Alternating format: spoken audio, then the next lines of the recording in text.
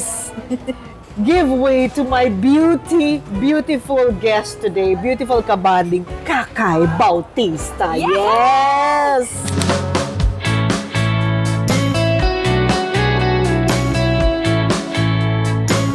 Ay, teka. May nararamdaman ako, gano'n? Oo, okay. yung pitik, yung... Ano yung mga, pitik? bigla ka na lang yung mood swings. Yan, Ganon? ganyan. Tsaka yung, pag 40 up ka na, you'll go Nandiyan ka na sa yes, perimenopausal or menopausal? mga toyo. Sobrang takot ko kasi...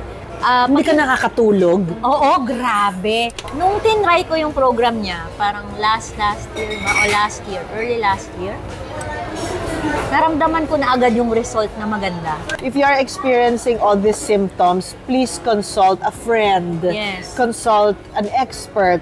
Hindi pa talaga dumarating yung Parang ganun yung na tao nga. na Yeah. yung talaga yung para bang gano'n. Kailangan meron eh. Dadating siya sa harap mo, hindi ka nakaayos. Ay, Diyos ko ba? Ano ba yan? Wow. Kinabahan. Na-realize ko lang yun nung natutunan kong sobrang mahal ko na pala yung sarili ko. Kasi wala nang noise eh. I don't listen to the noise anymore. I only listen to him. The loudest voice in your Yes. head is your voice and the voice of God. Yes. Yeah. Nung bata ako, sobrang different ko talaga. Pinagtatawanan ako nung elementary ako kasi nakikipag-usap ako sa sarili ko. Ah, okay. Kasi marami nang bubuli sa akin. Kasi nga ganun ako eh. Kasi parang ang kulit niyan.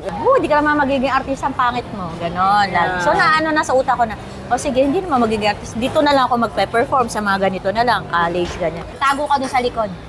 Ayoko makita ang mukha mo. Kumanta ka lang. Halina sa plaza, doon bumaybay. Tali, wag kang magmadali. Papanoorin kita! Nakakakilabot! Oh my God! Tingnan yung lumabas. If yes, patapusin mo nga. If yes, paano ka naka-move on? Kailangan pa bang i-memorize yan? Charing. Crush ko talaga si Stel ng SB19. Ngayon, Alam niya yon? Alam niya yun, Stel. I love you. May napanaginipan ka lately? May kahalikan daw ako. Talaga? Tapos, kiss. Tapos masarap yung halik.